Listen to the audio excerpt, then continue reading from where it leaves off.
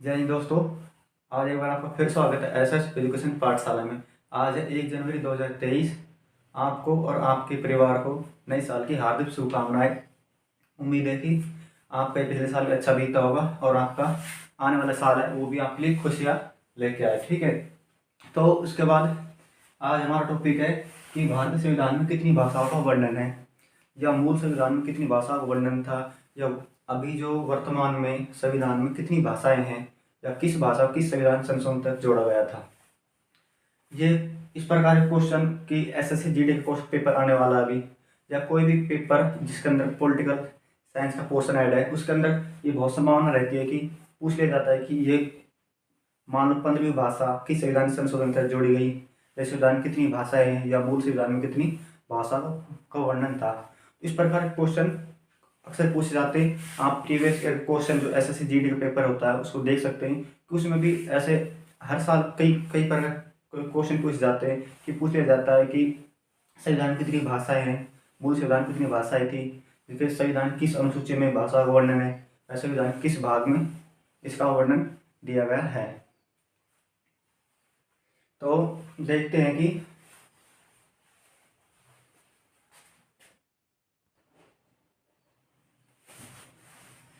तो अब यहाँ पर हम देखते हैं कि संविधान में कितनी भाषाओं का वर्णन है। तो जैसे आपको पता होगा कि भारत का संविधान यानी कि 26 जनवरी 1950 को लागू हुआ।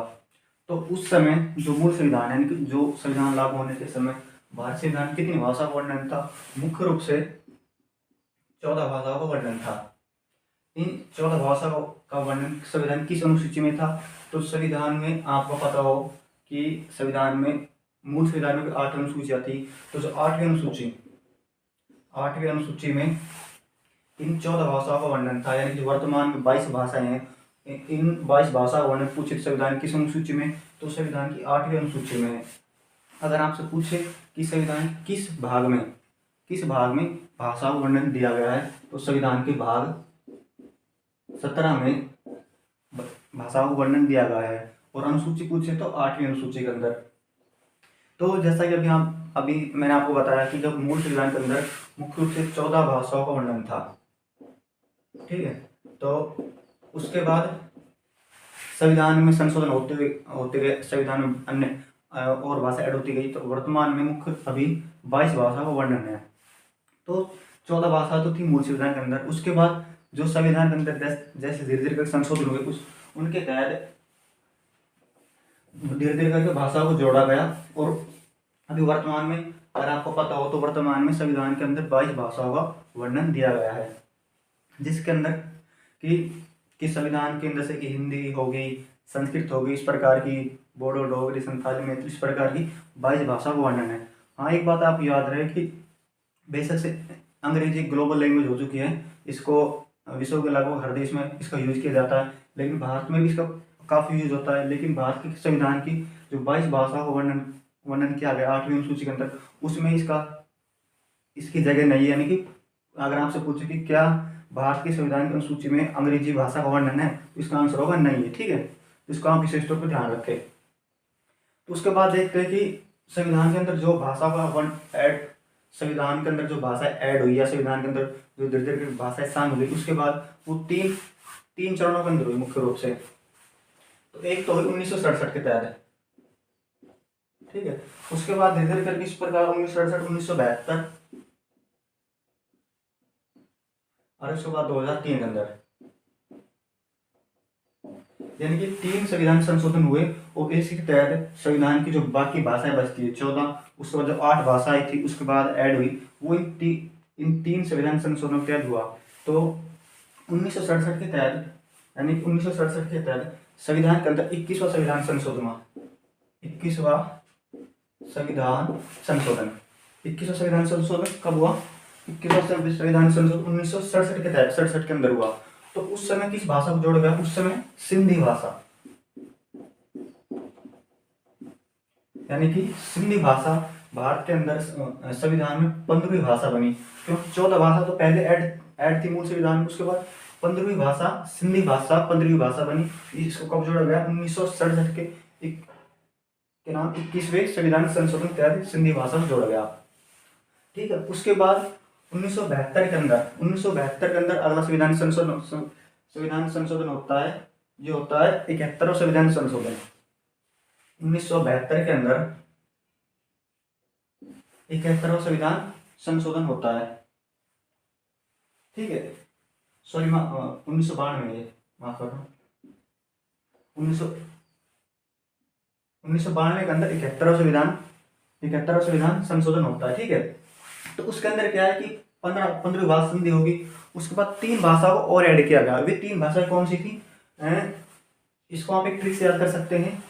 इसके 71वां संविधान संशोधन हो गया इधर, तो उसका आप एक ट्रिक से याद कर सकते हो। ट्रिक मैंने आपको बनाई है, आपके लिए याद करना थोड़ा इजी रहेगा।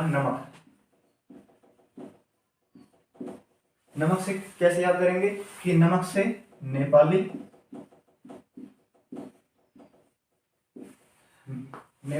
नेपाली और मैं से मणिपुरी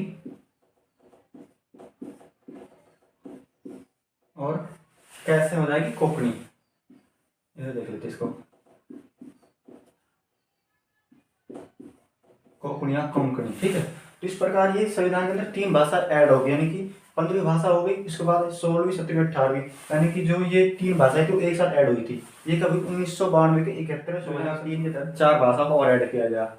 2003 के 52वां संविधान संशोधन, 52वां, ठीक है। तो इसके तहत ये 18 हो चुके।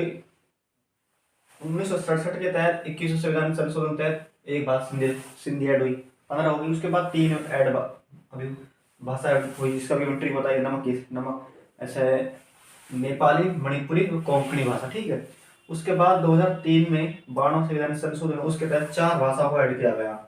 तो उस 4 भाषा कौन कौन सी है, आप इसको भी ट्रिक से समझ सकते हैं। बी डी और एम और S, B D M S, ठीक है। बी से बोडो, डी से डोगरी, बोडो डोगरी मैथिली,